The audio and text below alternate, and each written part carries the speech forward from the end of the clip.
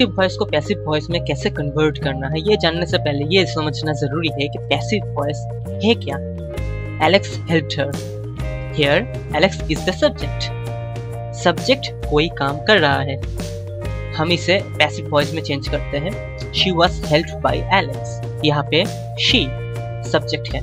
Subject is not doing the work. In passive voice, the subject is acted upon by the verb. Tom painted this beautiful painting. ये active voice में है। This beautiful painting was painted by Tom. ये passive voice में है। Look, active voice में subject काम करता है। जैसे Tom painted this painting. Subject में Tom है और Tom is doing the action. He painted this painting. But in passive voice, subject is acted upon by the verb. Passive voice में the beautiful painting ये subject है and subject is acted upon by the verb. It means it is not doing the action, it is receiving the action in passive voice.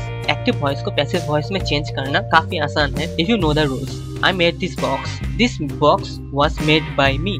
Subject object बन गया, object subject बन गया। हम जब active voice को passive voice में change करते हैं तो सब्जेक्ट और ऑब्जेक्ट आपस में इंटरचेंज्ड हो जाते हैं।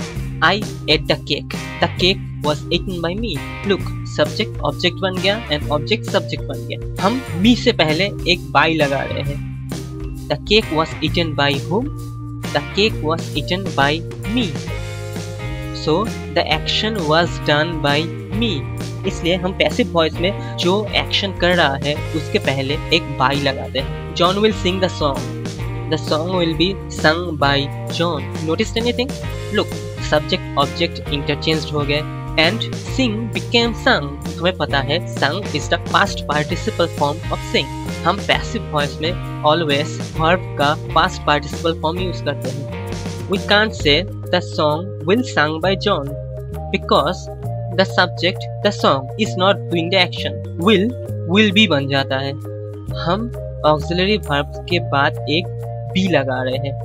इस तरह के चेंजेस कॉन्टिन्यूअस टेंस और परफेक्ट टेंस के दौरान भी होते हैं। जैसे I am playing football, the football is being played by me.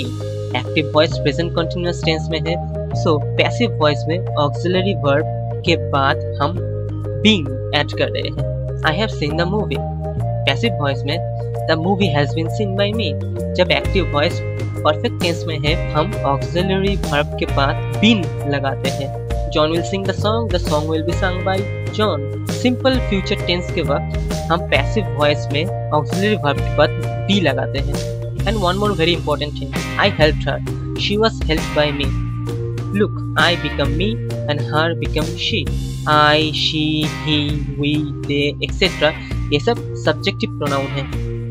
Subjective pronoun सिर्फ सेंटेंस के सब्जेक्ट में यूज करते हैं। जब एक्टिव वॉइस और पैसिव वॉइस होता है तो सब्जेक्ट ऑब्जेक्ट बन जाता है, ऑब्जेक्ट सब्जेक्ट बन जाता है। तो सब्जेक्टिव प्रोनाउन की जगह हमें ऑब्जेक्टिव प्रोनाउन यूज करना पड़ेगा क्योंकि वो ऑब्जेक्ट की जगह चला जाएगा, है ना।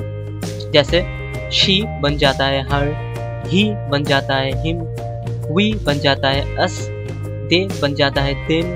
आप सोच रहे होंगे कि पैसिव वॉइस की जरूरत ही क्या है, हम तो ज्यादातर एक्टिव वॉइस में ही बात करते हैं। A stranger in black coat stopped him. He was stopped by a stranger in black coat. He was stopped by a stranger in black coat.